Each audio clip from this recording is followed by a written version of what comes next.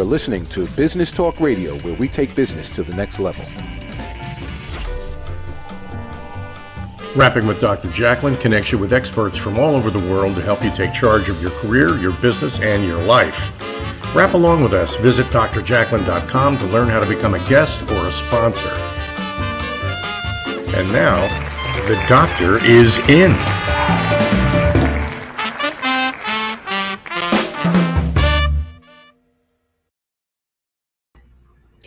Hello and welcome to USA Global TV and Business Talk Radio. You're watching presenting Pet Psychic Aminah.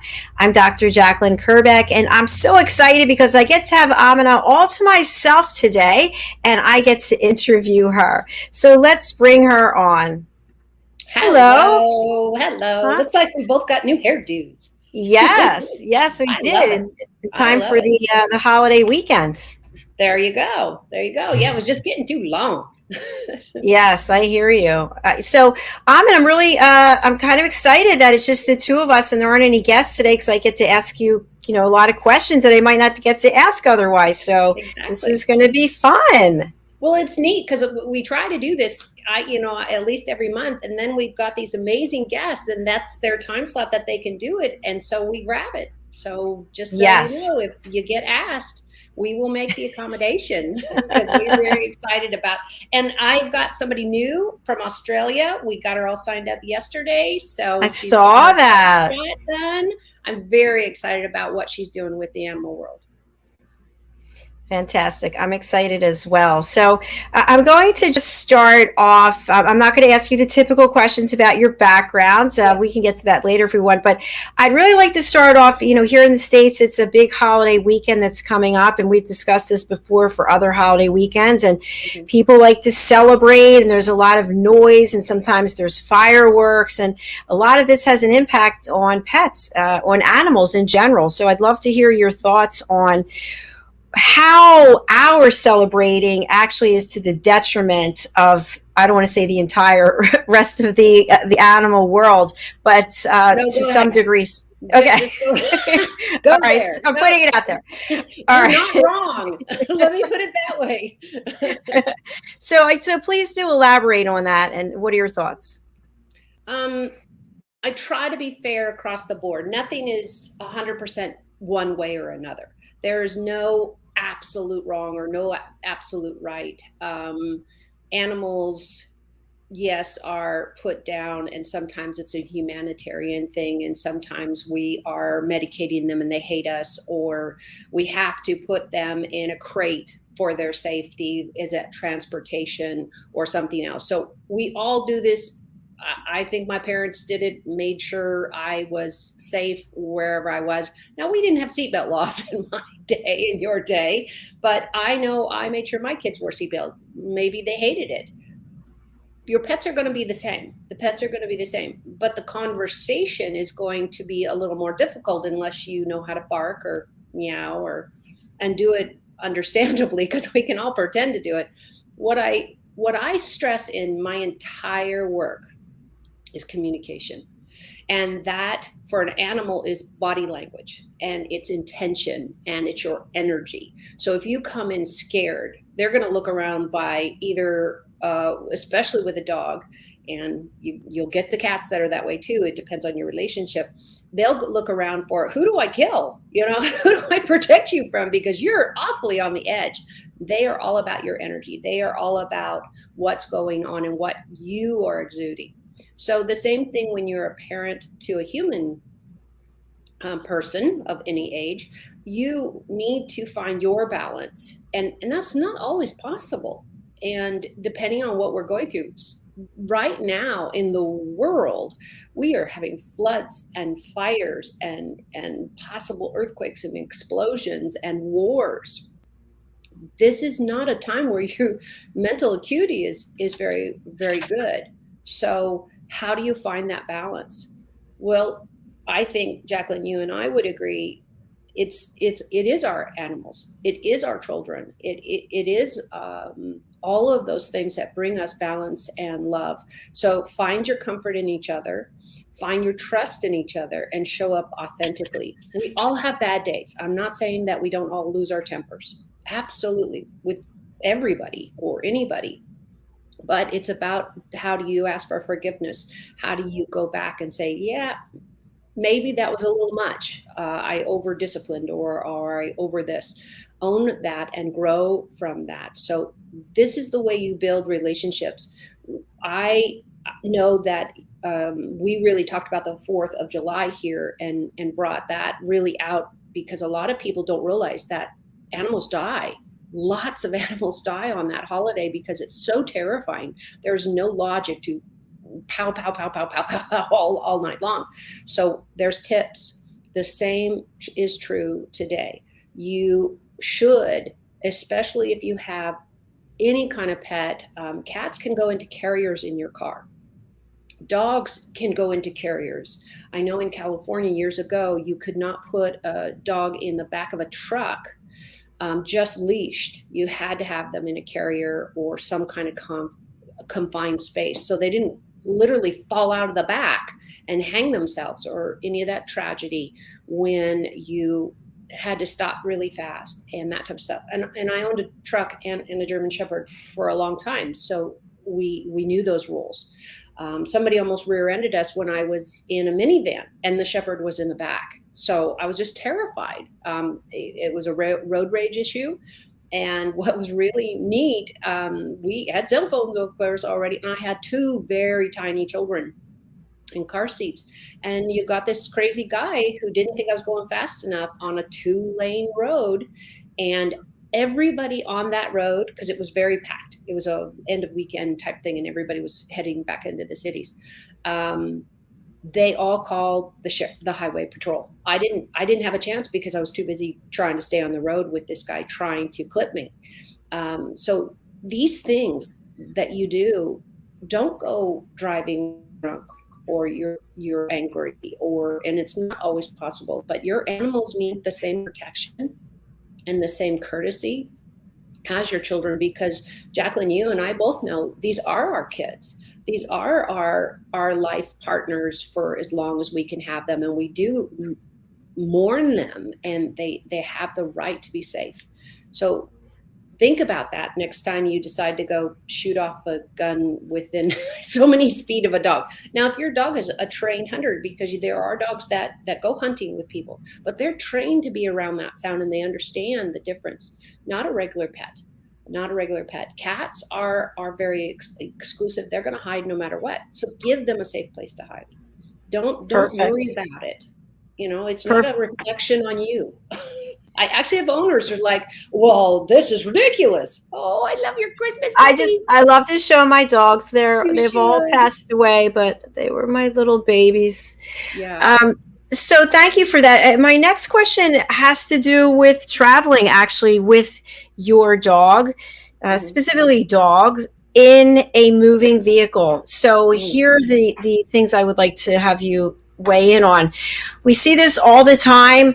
I'm driving, not, you don't see it with me, but person's driving, the windows open, and the dog is hanging out of the driver's side while I'm driving. The dog is in my lap.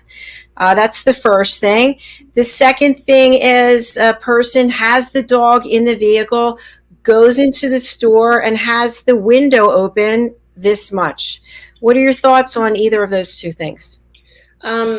As any CHP police officer will tell you, and I hope they are pulling people over, and I haven't checked with that in a while, is that it's like having a child in your lap. Would you put your baby, whatever age, or your 4-year-old, definitely not anybody over that, on your lap and say, hey, let's drive? This is not this 1950s, 60s where dads put their kids on tractors, and that was a thing. Children die. And I'm talking fuzzy or human. If somebody cuts you off, if somebody crashes, somebody has a flat tire and their car spins out, your reaction time has to be less than a second, because that second's going to feel like hours. If you are being distracted by a child, even sitting next to you, if let's say you have a middle seat, or something like that. Now, if they're confined in a chair, that's a whole different conversation, and that happens sometimes in the big trucks. They have the room to put the car seat in the middle, and maybe you have that many children. It's about distraction. If you get distracted, everybody knows this. You got to fly in the car. You're thinking about the argument you had with your boss, or whatever your distraction is, or it's the phone. Huge problem. That's why there's so many laws. People die, animals die. So it is better to have your pets in the second seat, in a back seat, contained by a seatbelt, so that if they're in a carrier, the bigger dogs, they actually make these beautiful, comfortable harnesses, because you don't want a collar. You're going to just choke them to death once you have impact. So what you want is the harness, because it distributes the point of contact of being thrown forward or whatever, and it's far less damage to the body, and you're going to get hopefully a higher rate of recovery and or death. You will avoid that tragedy. And that's why seatbelts aren't just around our waist anymore, that we have the strap around here, because you want to disseminate the pressure of when you get hit, and the steering wheel where it is, and all that type of stuff. So it is not recommended to have a pet or a child in the front seat ever, because they are a distraction to the driver at all times, unless they're comatose or and guess what else? They're also a distraction to other drivers, because I see your cute little dog. Oh, hi. And now I'm not paying attention to what I'm doing. So thanks for especially if they're outside the window. And that's something you brought up. Outside the window, is every vet will tell you, is you're just looking for an eye infection or a puncture or some kind of disease, because can you imagine what flies by as you drive? So it feels great. And if you've seen the hounds with the big jowls, it's hilarious. But they're catching all that crap that's out there, the pollution from the cars and all the things that are flying by. And if somebody clips, let's say, a rock, and it goes flying, you literally could get your dog blinded, much less killed. And so it's lovely to think about that, but you can open it this much and have that wind. You can have the air conditioning or the vents open, and the dog or cat feel that. But don't have them have their heads out the window. You're just asking for a vet bill. Thank you. What about now? We take our pets with us everywhere we go. We have them in the car, and we're just going to be gone 15 minutes, and we leave the window open. And while we're shopping, we run into people that we know, and now it's an hour. Right. And then you come back to a dog that's either collapsed, dog, cat, hamster. I don't care if it's a bird. People do that. Or because you're taking a temperature, not just, you can look on your phone and say, oh, it's only 65 degrees. That's rather cool. But do you have a fur coat? No. So the temperatures, and do dogs and cats sweat? No, they pant. If your cat starts panting, cats don't do this normally, but they will do it to cool down. You are talking about a cat that is so overheated, it's panting. So that's a really strong response. Now, dogs do it quite often. That's a really great way that they just relax and they cool off their body. They will die just as quickly as children. So your children don't pant, they go to sleep, and then they sleep for the rest of their existence. Don't go to the store with your dog. It doesn't, and nowadays in so many states, you will be fined. And I can't tell you how many times I see on my feed that somebody will walk by that car and they will either go get a crowbar out of their car and break the window when they can see that animal is suffering, because by then he's probably, or she's probably collapsed on the seat, and they haven't got any water and any way to, let me grab the water piece, because somebody's going to say, "Whoa, I put water in the car." Well, that's not enough. That's not enough. And why do you need that animal in the car on a hot day? Even on a snow day, it would be too cold. It'd be too cold in the opposite. If you're in a community, I can't imagine anybody in Alaska in a dead of winter leaves their dog in the car. There's your extreme example. So why would you do it? I grew up in the high desert. It was hot. Now, it wasn't Death Valley, but it was really hot. We did not leave our pets in the cars. Then you're just asking for harm, and it will be your fault. And I have no problem going, there's the blame. Point at yourself, because you couldn't bother, couldn't whatever, pick something. Right. Agreed.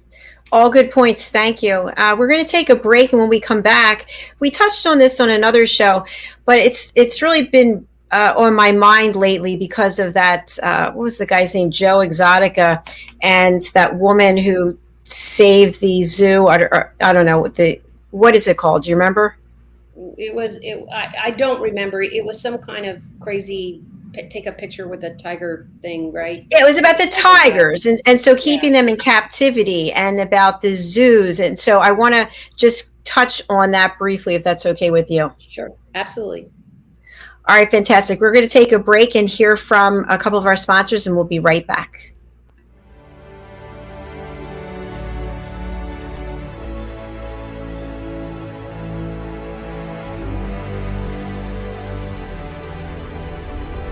Networking sucks and people suck at it, but nothing gives me more life than walking around and talking to people in an audience and really being able to identify, okay, I see where you're having trouble, let's work on fixing it. How do you help them? How do you provide value? My goal is to give them those tools to be able to go out and tackle that fear. Anywhere there's coffee is where I'll be. So I bring candy a lot to my speaking engagements. Like, of course that makes sense. I'm a little unconventional. Ashley was very knowledgeable. Very entertaining. I learned a few new things, and to me that's the key. What do you want them to say? How do you want to be perceived? You're going to get the most direct, tactical tips and practical takeaways when it comes to networking. These two here are super important. You'll remember once the conversation starts. I love the tips that she gave out. I hate networking with a passion, so I feel like I can go to a meeting or event and not feel so uncomfortable. When you're going to a presentation, you want to be educated. You also want to be entertained. She was really fun and really personable, and everything she was saying was just very relatable. She's got a lot of great ideas. That will make you stand out so fast. She comes across as someone that likes what they do and just doesn't try to sell you something. Activity breeds results. If you're not doing anything, you're not going anywhere. It just made me want to start networking, which I never thought I'd say before. A networking strategy that works for you.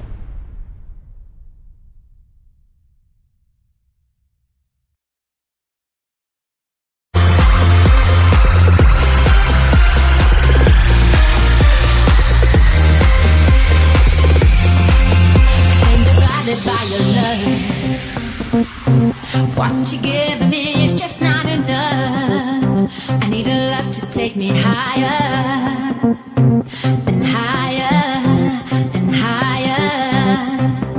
Every step I take, I feel more awake. Getting closer now, I feel so alive. Stopping me, this is how I live. Ever closer now. Just follow love. Love will take you there. Just follow love. Follow me. Just follow love. Love will take you there. Just follow love. Follow me. Follow love.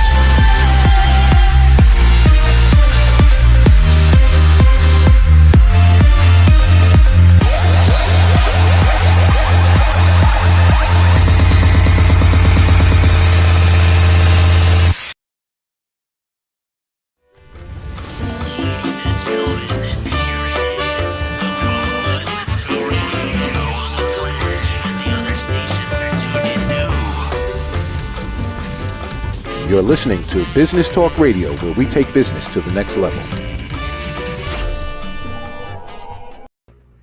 Hello and welcome back to USA Global TV and Business Talk Radio. You are presenting Pet Psychic Aminah, and I just want to give a shout out of thanks to Ashley Owens, Networking Concierge, and to Madeline Chan. Follow love. Madeline is my voice coach. Yes, that's right. You heard it, voice coach. I'm taking singing lessons. Yay. One day we'll just sing through a whole song. So there you go. So for those of you, my foot, so you didn't have to see me do it. For those of you who are just joining us today, I have the pleasure of interviewing Aminah, and we have been discussing various situations that involve our pets, specifically Labor Day weekend and the noise and the fireworks and how it affects your pets, driving with your pet in your lap, and otherwise leaving your pet to have their head hanging out of the window, and also leaving your pet in a car, regardless if it is winter, spring, summer, or fall.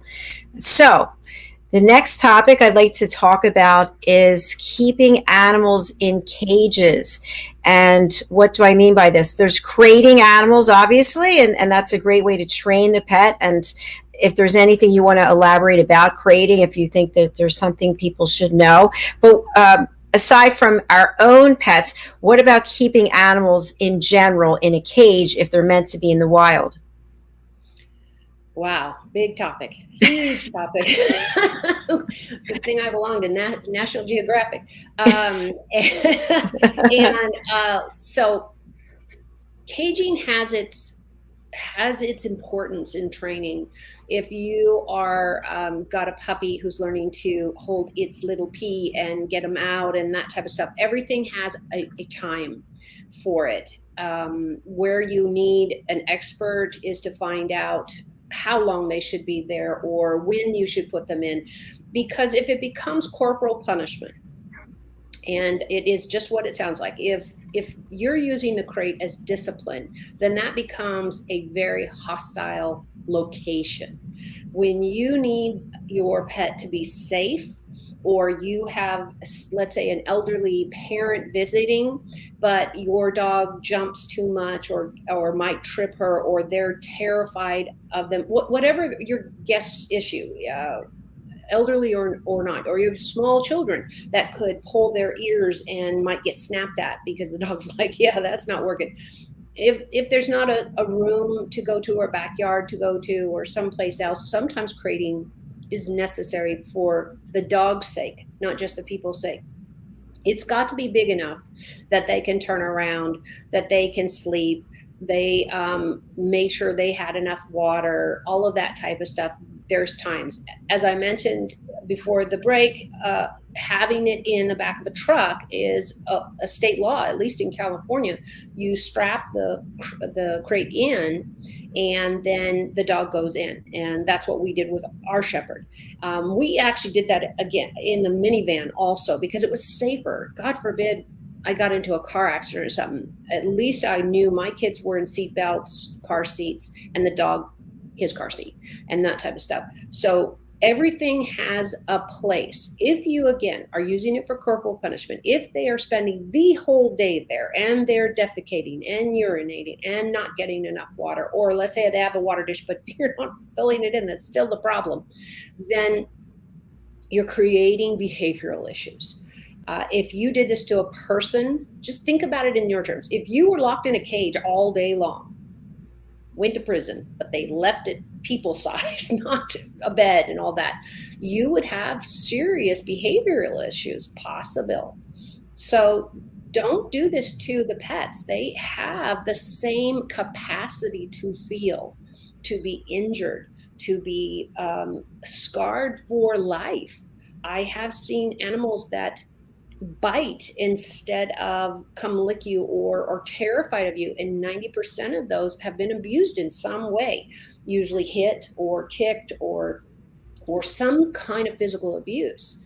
You see it in children, you see it in adults, you see it in pets. They shy from a hand because a hand isn't a pet. It is a tool for destruction and anger and that type of stuff. If you're angry, take a break, go somewhere else, go for a walk. That's what works for me. And realize that some people are innocent in your bad day. We all have them. It's just normal. I'm not advocating that bad days are like against the rules. No, everybody should get to have a bad day and do whatever makes them better. And for me, it's walking in the trees, talking to my plants. Yes, I actually talked to the plants and that type of stuff. I got caught hugging a tree a couple of years ago, and my daughter got a picture of it. And it was a magnificent redwood, and he had a lot to say. So just remember that lives exist beyond our ability to understand. And this is one of my soapbox issues is, if you like to eat food, any kind of food, basically, then be kind to a honeybee. They don't have any desire to sting you because they die. And those are 99% of the time, they're the girls. If you see a swarm and you're like, oh, I'm so terrified and we need to spray them and everything. No, call a beekeeper, call somebody, and they'll come and pick them up. Be glad to. But a swarm is a group of females covering the queen who's moving to a new home. That's the entire complication of it. They got tired. They're hanging out on the side of a building, on a sign or whatever, because they need to rest and then fly on. I don't know about you, but they're this big and little bitty wings. 5 miles sounds a long way. I know if I had to walk 5 miles, I'd have to stop a few times. So can you imagine flapping those little wings? But we need honeybees. We need to put out plants that they can eat and they can thrive from. These girls are doing magnificent work and keeping us fed. So remember, we are a circle. We all touch each other's lives. We all matter. Absolutely. From every human being to every bug. I'm a huge proponent of spiders because they eat the mosquitoes. Those are the ones I don't like. They keep leaving me bumps and itchy spots. But I had a client ask me this morning, well, what do you do? Well, I keep an old party cup, little silo cups, and a little piece of paper that's like a little bit on the cardboard side, like an envelope. It's a little bit stiff. And you just put it over the cup and you say, here, put it in, and you walk them outside. They don't want to bite you. They can't eat you. But if they're frightened, a dog's going to bite you, cat's going to bite you, squirrel's going to bite you. It's possible. If you're looking mean and scary, remember, we are carnivores. That's how they see us. If you eat meat or not, it's irrelevant. We are designed and we smell like carnivores. So they are always going to go, whoa, what's your intention? I'm going to get out the raid and I'm going to spray you and I'm going to kill you. That's the way it is. Skin So Soft, Avon product. I used it when my kids were babies and we got ants around the bathtub. The nozzle, it was so weird. I would just pour the Skin So Soft. They ran away. They hate the smell. Absolutely hate the smell. And they can't walk in the oil. It didn't hurt my kids. You put the water on, now they have bath oil, bubbles. But there are so many simple home treatments like this. You put Skin So Soft on a little cotton ball, whop it down the wall, doesn't hurt your paint, and smells kind of pretty. And then the ants go away. So that's good to know. There's a million tricks like this, and you don't need Raid. You can use baking soda for certain things. You can use, flour's not so good. But somebody, when I had little children, told me about the Skin So Soft. I tried it. And have you ever had them? They come right in around the faucet and they're looking for water. And I got ants everywhere. And I'm thinking, I can't put my kid in that. And then I started using Skin So Soft. And I bought the big giant bottle, and for little pieces, I put it on a cotton ball or a piece of toilet paper or whatever. But in the bathtub, there were so many in the beginning, I just poured it. And eventually, guess what? They left. They left. Yeah. So I'm glad you told me that because we've had problems with ants. Our problem right now are fruit flies. Where do they come from? And why are they here? Hello, we didn't invite you. What do you want? And then all of a sudden, you feel like little like they're just nipping at you. Yeah, any secrets for that? Flies here, so I'm not a real expert in fruit fly, but again, you find that one thing that repels them, and as my kids will say, Google it, Mom. Yeah, that's true. And it's really true. We have this amazing thing, the internet, and you go in, and people have the most creative ideas, and sometimes it works. Sometimes it doesn't, but that's what you get to find out. And wouldn't you rather go in your kitchen cupboards and know that it's non-toxic and it's not going to kill you and it's not going to poison anything, but so Skin So Soft doesn't kill them. Well, they kind of drown in the oil if you put too much, but it's the scent that drives the ants away. They're like, whoa, no, don't, whatever that is, because they don't do florals. They don't. And I Skin So Soft doesn't necessarily have a real strong scent because it's a baby oil type thing, but they can't walk in the oil. So it's better than vegetable oil because a Skin So Soft just washes down eventually. Yeah, washes away. Or vegetable oil, I got to get out the Comet and all kinds of other deadly chemicals. And it was like, well, I defeated that one. There are a lot of home remedies that really will get it out. I've seen people put like the pan of water and put it on a plate, and the ants go away. Cockroaches are amazing. Don't want them, but we're talking, these guys lived through the apocalypse. Yeah, they're indestructible. And still lived.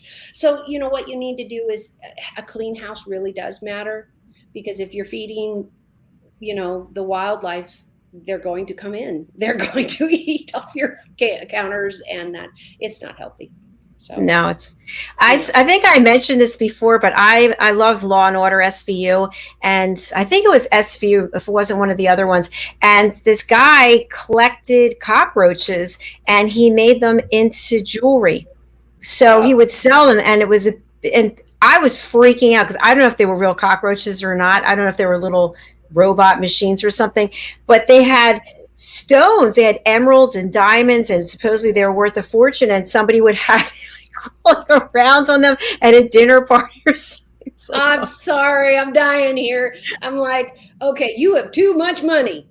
Exactly. And this man had too much time on his hands because, are you kidding? Wow. Cockroaches have an amazing life story, but I don't think I'd ever want to wear one, and I don't care what kind of jewels you put on it. I would, and then some of them they're palmetto bugs, and they actually fly. That's like, woo, it's like being in that movie with the dinosaurs. What is that? Jurassic Park. There you go. So they're coming for us. And so you know how that movie came out, right? Yes, exactly. So I want to go back, because I don't think we touched on this, about the caging of animals that are in the wildlife. And so I'm kind of on the fence about this, because I understand that we want to educate people about different breeds of animals, different types of animals. So then they're captured and they have 3 giraffe here and 2 polar bears there. But I also think that it's not for their benefit per se. It's really for humans. Is that fair? It is fair, but we are in a huge, the last let me be conservative, 15 to 10 years. We are in a huge switch. When you and I were children, there was gas stations. You could go see tigers, and you could go see snakes. Now, my parents never let me do that, but I heard about it, and I was like, gas stations, really? You could go to the local blah, blah, blah, and they had a bear caged in the back. There's a million movies that recreate this type of history. And because, you know, like in Southern California, we have Big Bear. And there you get bears. They just walk around. They'd have a raccoon. They'd have a snake. They'd have a whatever. And it was a tourist attraction. It was to get the money. So these animals were not cared for. They were thrown a chicken. Chicken bones are highly dangerous to all of us to eat because they shard and they break. A bear needs a deer, not a chicken. They can eat the chicken, but it's not safe. So we are worlds apart from the 50s, 60s, 70s, 80s of this being legal, first of all. And they saw that, wait a minute, these lives matter. The animal world of people said these lives matter. We have made huge changes in zoos. Zoos are now doing what the San Diego Wild Animal Park, if you've never been, it is thousands of acres. It feels like it. It's like 20 to 50 acres. And they've got elk running. They've got herds. They've got elephants, and elephants need a lot of land. And so the people are in a little tram, and you go around to all the places, So they got South Africa, and they got this, and they got this, and Botswana, and all that, and the animals that you would see there. And there's one, I think it's in the antelope family, not the deer family, but they have horns that go straight up. And I remember as a kid, I went there and they had tennis balls on the hand. Now, I'm a daughter of a tennis coach, so it's like, why do they have tennis balls? And of course, the guy explains it keeps them from poking each other, because they will pick fights. That's how that works. So they had tennis balls on the end of their antlers. And I was like, well, that's a creative idea for a tennis ball. And you're going to get a lot of those. And they don't eat them because they're herbivores and that type of stuff. We have come, so San Diego Wild Animal Park specifically, they're doing groundbreaking work on saving animals that are going extinct. So they're doing a DNA, they're doing what is it? Embryonic, what is it when you make babies? Can't think of the word. Artificial insemination and many things. So they're knowing that they have one female or one male or whatever they have left. White rhinos, really big deal. This last year, we lost the last, I think, female. And so it doesn't matter. We have a male. We won't have any more. So and all these fires, floods, everything that's going on in the world right now, California and everywhere, we are seeing the loss of habitat. So what zoos have taken over is being that protective habitat. They are now opening up space, not just these little observatories that we had as kids, but hundreds of acres of land, depending on what that animal needs. People said, well, but they're teaching them tricks. No, what the keepers are teaching is how to get the animal to come up to them so they can take their temperature or take a blood sample. So they're teaching them cooperation of saying, you know what, I need a blood sample. So instead of traumatizing them and giving them a sedative, which can kill them, okay, it can kill people too, but it kill them, then they can take that blood and then they can keep track of how their health is going. They're really concentrating also on a lot of these zoos are getting animals that are endangered. They have one or two females left in the wild or one or two here, and then somebody's got one from another zoo and they get them together and they're doing breeding programs. And this is what they're now doing, is they're teaching humanity about, why do we want to save our wildlife? Why do we need the rhino? Why do we need the elephant? Elephants are incredibly smart, and it's a matriarch society, and it's just amazing. I belong to, of course, the Nat Geo Society, National Geographic, and go to a lot. I'm very, very thrilled that I got to spend time with Jane Goodall, and I've read a lot of her work and that type of stuff. So it's just amazing that a woman who did this in her 20s and sitting with the great apes and that kind of stuff and saying, you need to realize they feel, they have families, they exist. And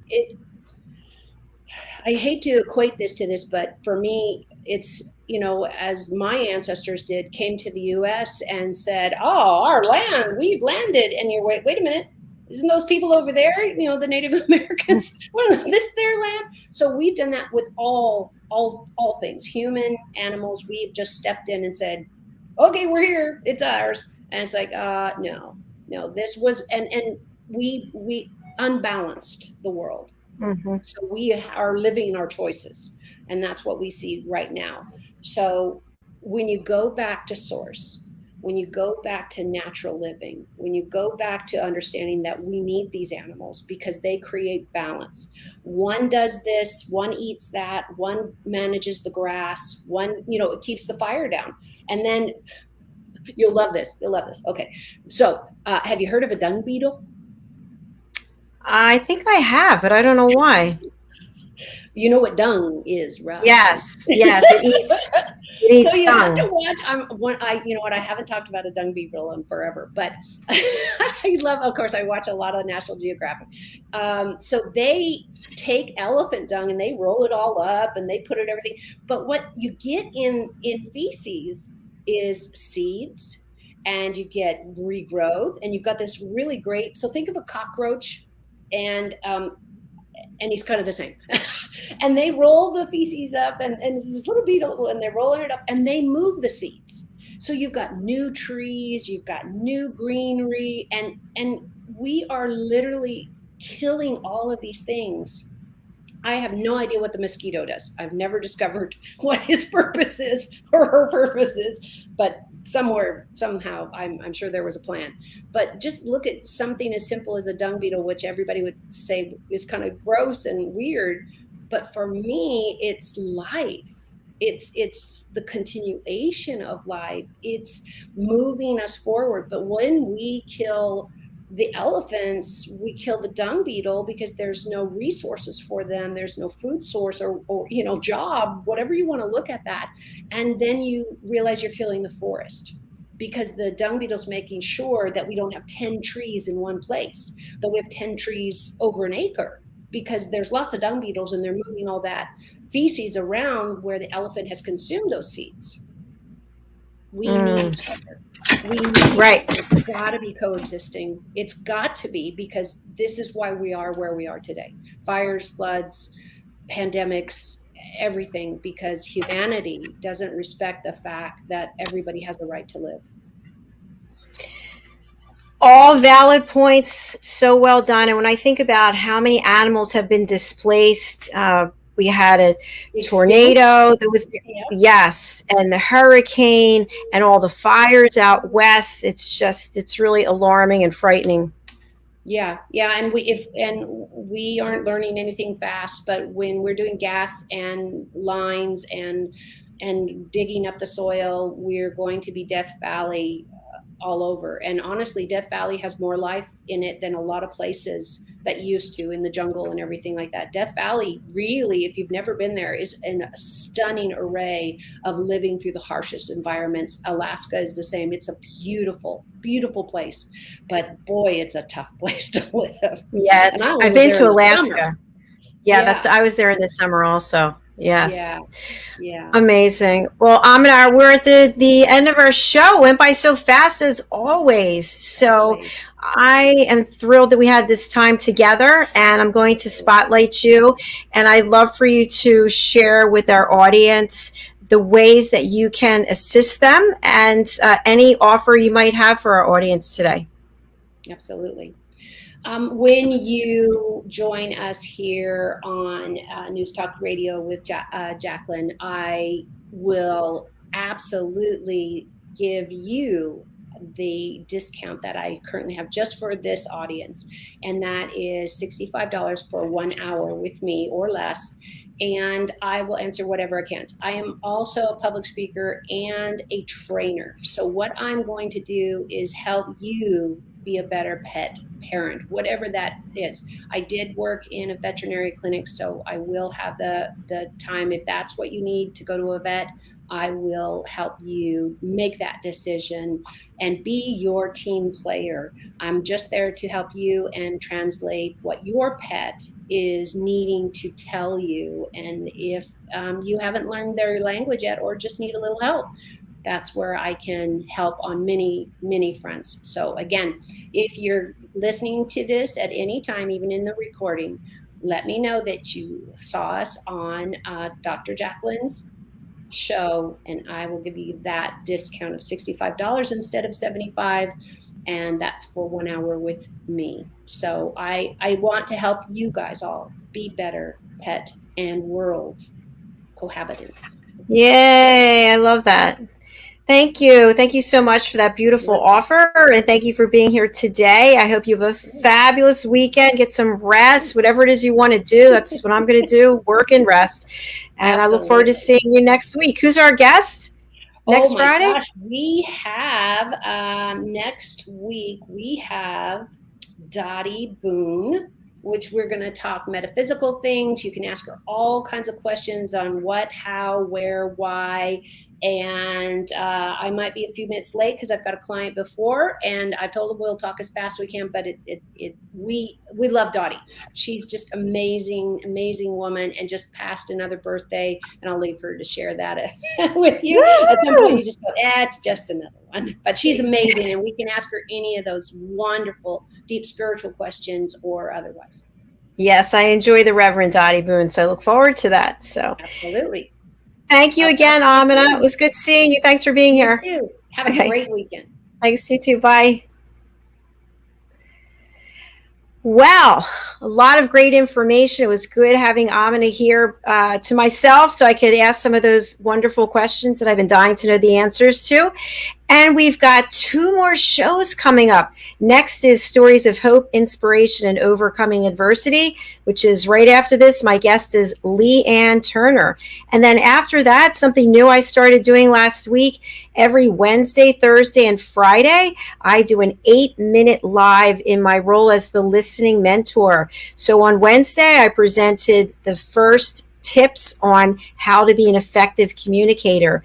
And then yesterday I presented the second part. So altogether, I think we had 10 tips to help us be successful communicators. And today I'm actually going to answer 2 questions that were posed about listening and relationships. So I hope you can tune in. Same channel, wherever it is you're watching now. And again, I encourage you to go over to our YouTube channel, USA Global TV, and subscribe, and you can be notified of all of our shows. This week we have 20 shows. Woo! All right. Thank you again. Thanks, Aminah. And I will be right back in a few minutes with our next guest. Take care. Bye.